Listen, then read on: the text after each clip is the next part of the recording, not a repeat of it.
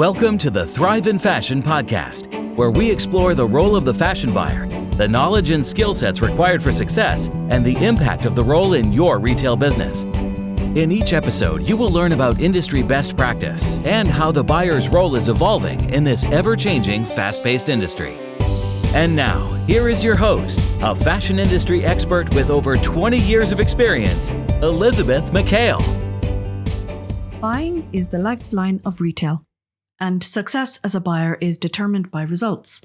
Your results will depend on how well you can translate consumer trends and plan your buy accordingly.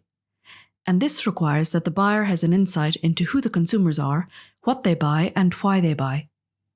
Hello, and welcome to another episode of Thrive in Fashion. I'm your host, Elisabeth MacHale, and in this episode, I outline the essential skills and metrics that define a successful fashion buyer. Whether you're an industry veteran, an aspiring fashion buyer, or just curious about what goes on behind the scenes, this episode is for you. Hello and welcome to another episode of Thrive in Fashion. I'm your host, Elisabeth MacHale, and today we will look at how the fashion buyer's performance is evaluated within retail organizations.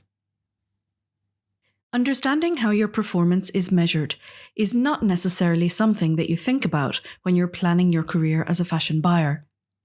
You may have strong personal skills and competencies, but if you are not productive and hitting your business targets, your future value to the retail organization may be limited.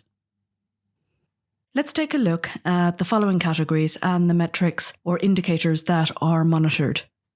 So we're looking at sales performance, inventory management, market knowledge and forecasting, supplier relationships, and, of course, personal competencies and professional skills. First up is sales performance, and this is the most straightforward metric to measure really, but it is incredibly important. As a fashion buyer, your primary goal is to drive sales. A below target performance at the beginning of the season is really difficult to catch up on, which is why you need to have your deliveries on time and to launch as you have planned. So there are several indicators, the first of which is sales growth, and this metric looks at how much your sales revenue has increased in comparison to previous periods. Are you consistently growing your sales month on month or year on year? The seasonal budget indicates how much more sales the business is anticipating to grow against the previous year. And these forecasts will normally take into account market events, price hikes, or foreseeable trends that may affect consumer spending. Achieving the previous year's levels, but without reaching the current budgeted sales, may sometimes, in some circumstances, be acceptable. But performing below each of these levels is a sign that things are not right. And in my experience, the problem almost always lies in poor merchandising assortment or not communicating your value and offer to your customers. The next is the gross margin, and this is the difference between the sales revenue and the cost of goods sold. A higher gross margin means higher profitability, indicating that you're not just selling a lot of volume or a lot of quantity, but you're also making a profit. You may have a department or category that is achieving or exceeding sales targets, but if the gross profit margin is below plan, there will be some explaining to do because higher sales at a lower margin means that your products were not selling as planned in your original strategy and your price point. The sell-through rate is the percentage of inventory sold within a specific period. So a high sell-through rate is a positive sign and means that your products, whether by selection or development, are items that your customers want to buy. Remember that this percentage figure is relative to the time period being measured and, of course, the quantity that has been bought. The last indicator in this group is the ATV, or your average transaction value. And this looks at the average amount of spend per transaction. It helps in understanding your customer spending behavior and the effectiveness of any upselling strategies. But it's always important to check the ATV.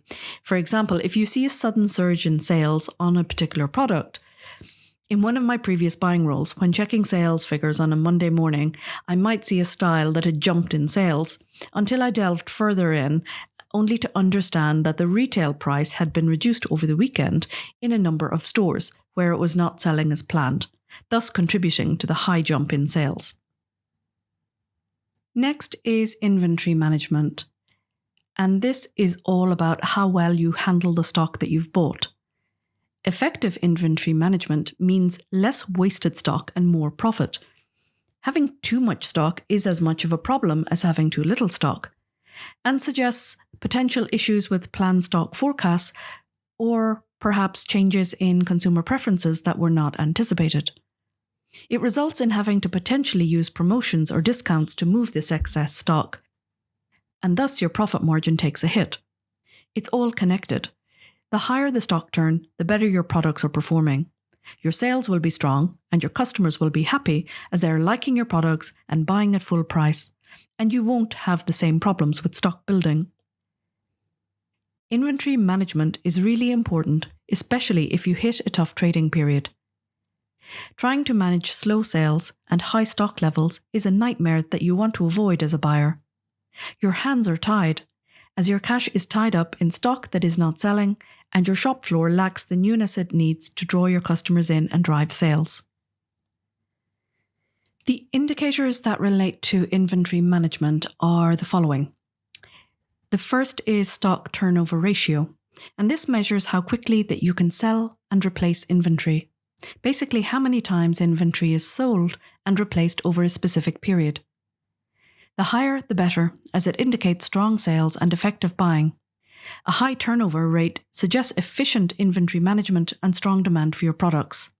If the plan for stock turn is 4 and you are only achieving 3.2, it indicates that you're not meeting the planned target for how often the inventory is sold and replaced. Achieving a turnover of 3.3 instead of 4, for example, can be an indication of slow sales, meaning the products are not selling as quickly as anticipated. And this has a knock-on effect. It means that your shop floor is holding stock, which means that you have paid for this stock and it's not selling, and this will impact the cash flow negatively.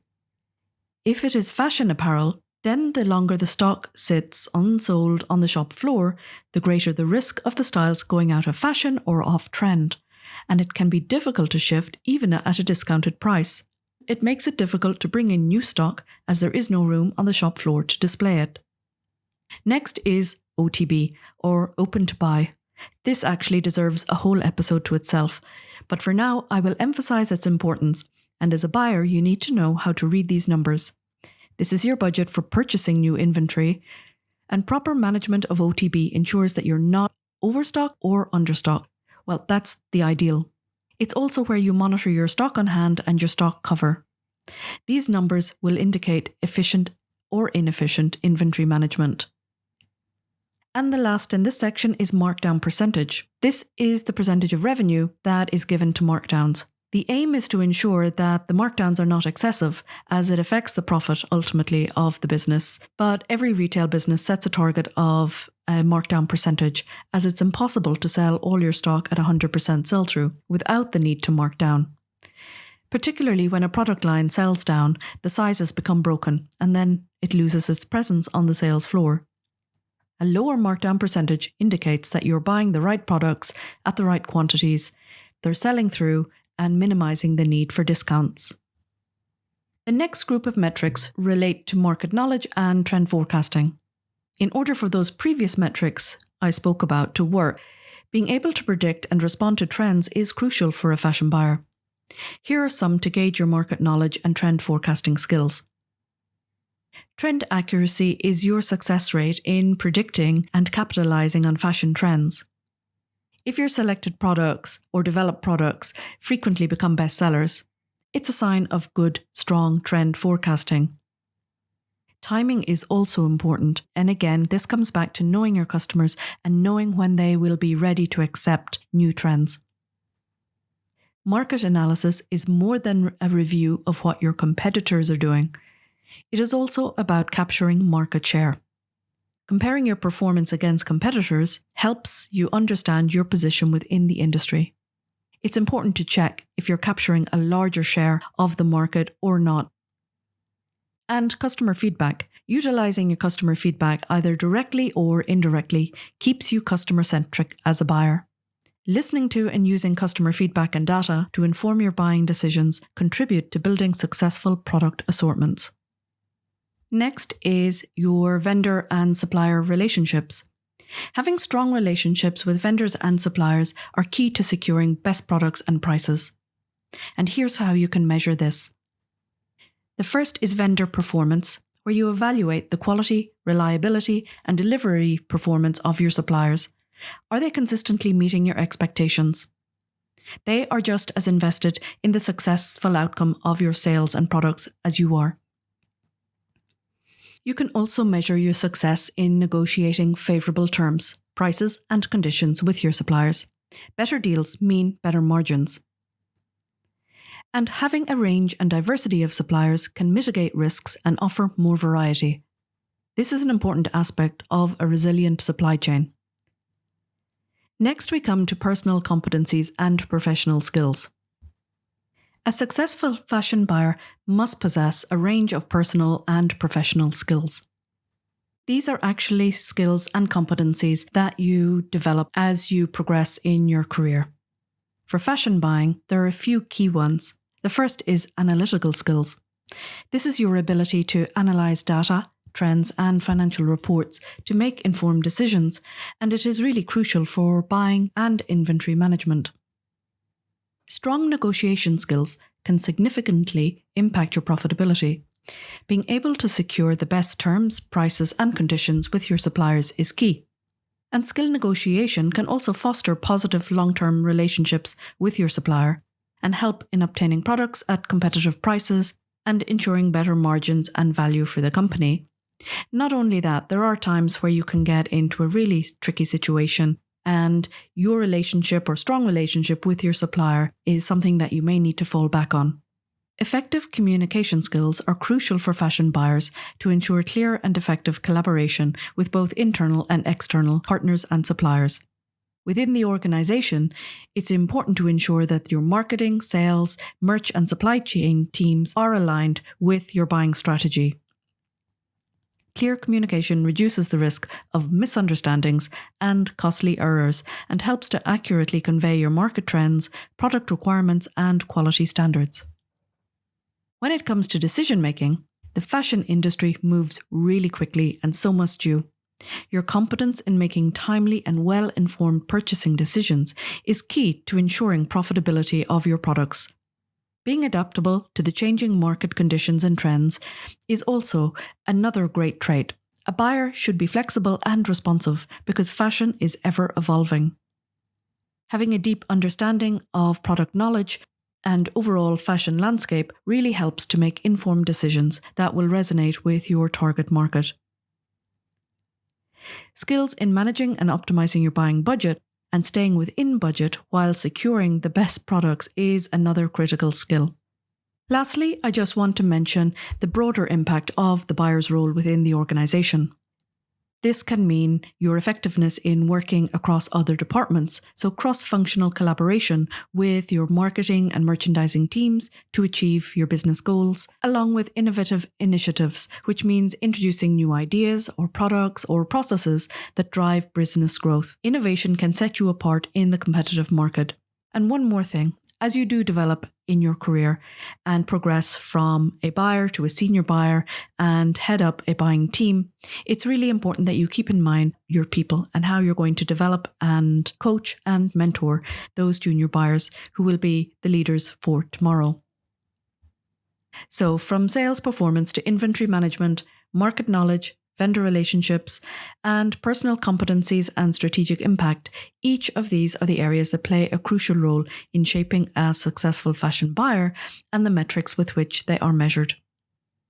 Understanding and focusing on these metrics can help you to excel in your role and contribute significantly to your organization's success. That's it for this episode. Thank you for tuning in. If you have any questions or want to share your thoughts, please leave a comment below or reach out to us at hello@thriveinfashion.com. Until next time. Thank you for listening to today's episode. If you enjoyed it, make sure to like, subscribe, follow, and share the show. For more of Elisabeth's industry tips and to learn more about how you can develop your buying skills, visit thriveinfashion.com. There you can find show notes for this episode and every episode. Also, register for the Thrive in Fashion program and sign up for weekly news delivered straight to your inbox. Until next time.